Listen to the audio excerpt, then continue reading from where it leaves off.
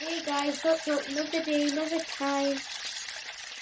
Today we're going to be creating a ribbon cake which gives this flawless illusion effect of lines, and it looks really pretty. You can make it in any color.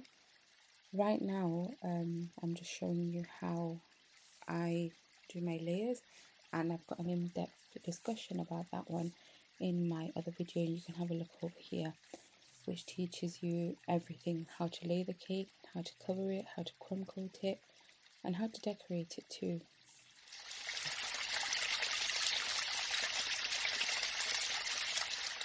This cake consisted of vanilla cake with fresh cream and a cookie butter filling too. I filled and layered my cake. I did the crumb coat and I coated it with the final layer too. And then I had an idea, because when I was making this cake, I wasn't too sure how I'm going to decorate it. All I knew was I was making a cake, as it was a thank you cake to somebody in the family. So I had free reign in what I'd like to do.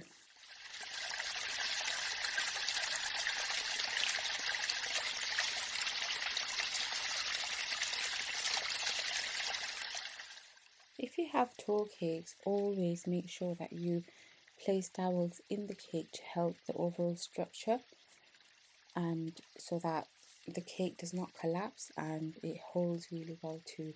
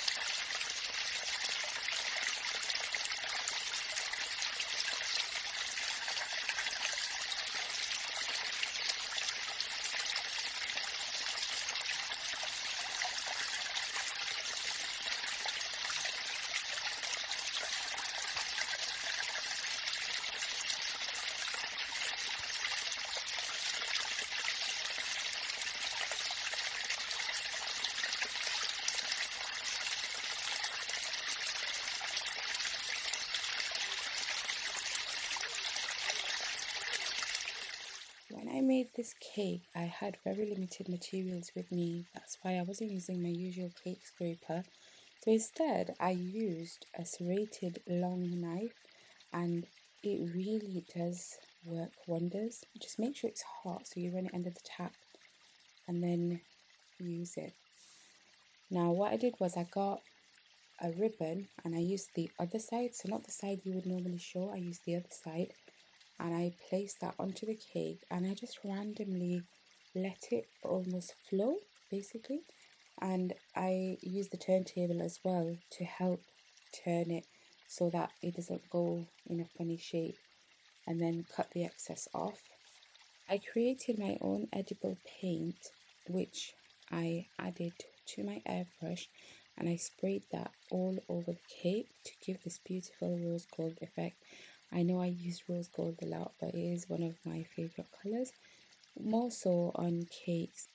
Once you feel that the whole cake is covered evenly, you're going to remove the ribbon using your turntable, and I used tweezers, and I started from the top and I just let it flow basically. I didn't want to force anything because I didn't want to ruin the design, and it was the first time that I did it, so I was extra wary. And then make sure you clean the board, and you can decorate as desired or you can leave it as it is. Let me know what you think in the comments and don't forget to subscribe.